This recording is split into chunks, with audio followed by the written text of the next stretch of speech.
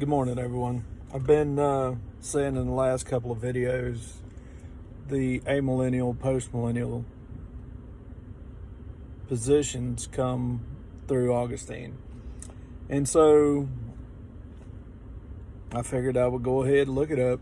I'm going to read it to you now. This is from a theology book from the Southeastern Seminary at Wake Forest. It's by Dr. Daniel Aiken and a bunch of the professors there. This is some of the patristic era church fathers, specifically Augustine. The name of the book is called A Theology for the Church. Dr. Aiken, who's the head of Southeastern Seminary, edited the book. He wrote one or two sections of the book, but the professors from the seminary wrote some of the others. And a couple of those professors are probably considered the best in their particular field.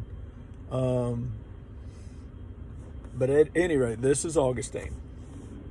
Augustine, perhaps the most influential theologian of the early church, systematized what theologian Craig Blazing calls a spiritual vision model of eschatology, as opposed to a new creation model of a restored earth and continuity between bodily life now and in the eschaton. For Augustine, the hope of the Christian was not earthly but heavenly. He held to a resurrection of the body, but described heaven in terms of the beatific vision when the purified soul apprehends the vision of God. Augustine's view of heaven provided the template for a Christian theology of future hope extended to the medieval and Reformation eras and beyond. This spiritual eschatology has no place for an earthly millennium. Like his amillennial patristic forebears, Augustine saw the idea of an earthly millennium as leisure of immoderate carnal banquets, furnished with an amount of meat and drink such as not only to shock the feeling of the temperate, but even suppress the measure of credulity itself. For Augustine, the kingdom of Christ is now the church, both on the earth and in heaven, ruling with Christ in the 1,000 years between his first and second comings. Augustine's mistrust of Kailism, the belief that a literal 1,000-year reign, became codified by the Western Catholic Church, which marginalized millennialism almost universally after Augustine. Augustine retained the Orthodox Christian view of hell and judgment, rejecting any suggestion of universal redemption. Okay, so there it is. That's where the belief originates. When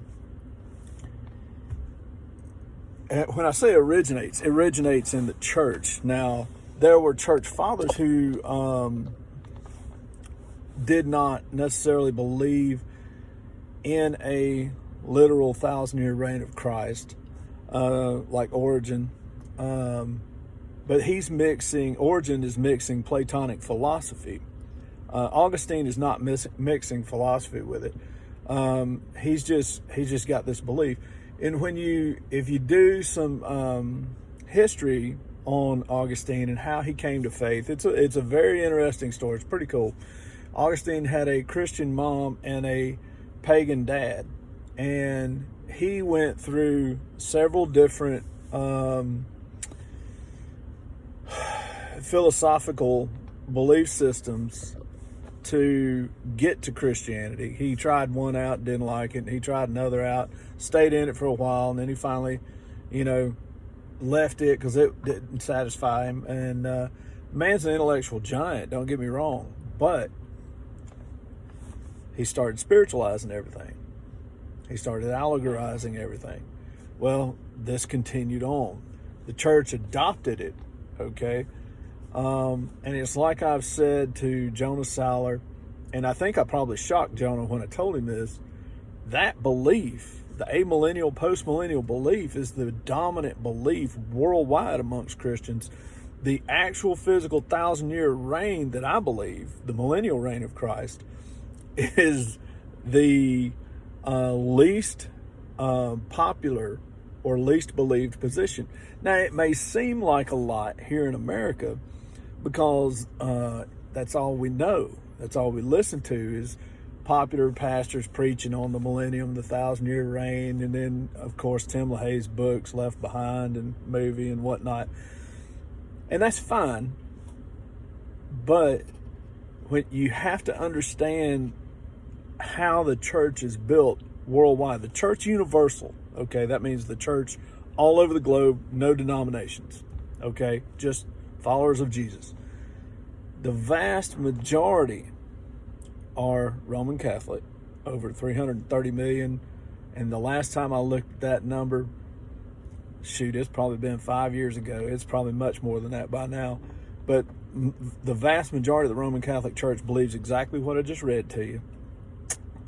Any Lutheran, any Calvinist, any most Reformed, there's very few Reformed that believe in a millennial reign.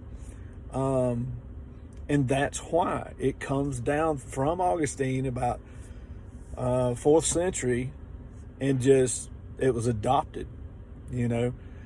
So you're looking at, let's see, 4th century, that's 300. This is 2020, so you're looking at 1,700 years of belief. And again, at the time Augustine is around, Israel doesn't exist, okay?